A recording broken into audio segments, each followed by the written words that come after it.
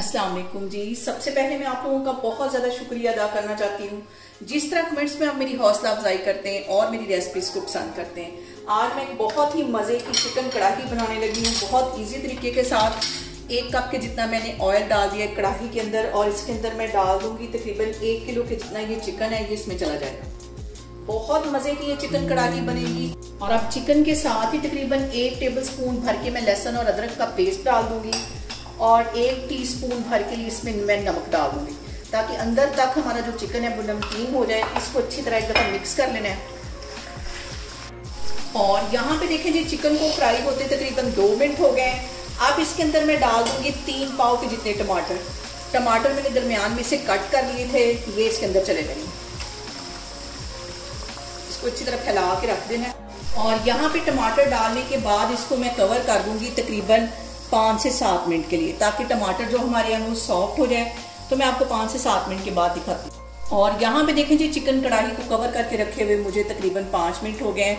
अब इसका मैं कवर हटाती हूँ और जो टमाटर के छिलके बहुत सॉफ्ट हो चुके हैं, बहुत आराम से ये देखिए उतरते जाएंगे। सारे छिलके मैं इस तरह उतार लेती हूँ।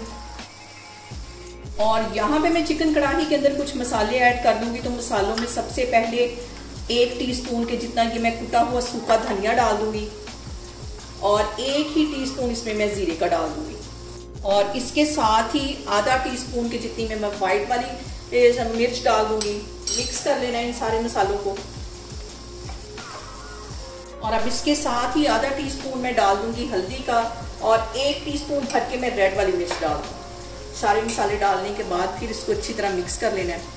और सारे मसाले डालने के बाद यहाँ पे हमने चिकन कढ़ाई को तकरीबन 10 मिनट के लिए अच्छी तरह भून लेना है पानी का छींटा दे दे के, ताकि इसके सारे जो मसाले हैं वो चिकन के अंदर चले जाएं और मज़ेदार सा फ्लेवर चिकन में से आए। और यहाँ पे देखें जी मज़ेदार से चिकन कढ़ाई को भूनते हुए मुझे तकरीबन 2 मिनट हो गए हैं।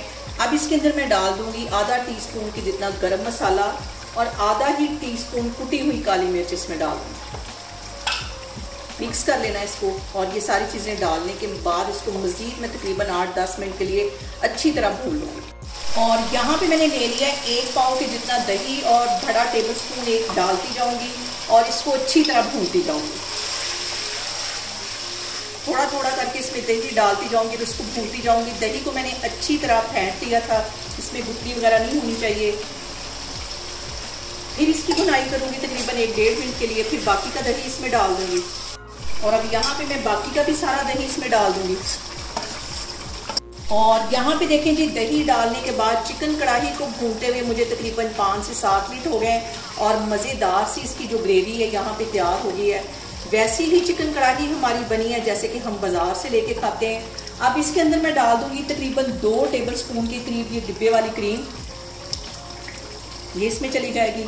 फ्लेम मैंने यहाँ पे बिल्कुल लो कर दी है, लो फ्लेम अब कर देनी है जब हमने इसमें क्रीम डालनी है। और यहाँ पे 1 बड़ा टेबल स्पून के करीब इसमें मैं डाल दूंगी देसी घी का। इससे जो कढ़ाई का फ्लेवर है वो एकदम से चेंज हो जाएगा। बहुत मज़े की हमारी जो कढ़ाई है इसका टेस्ट हो जाएगा।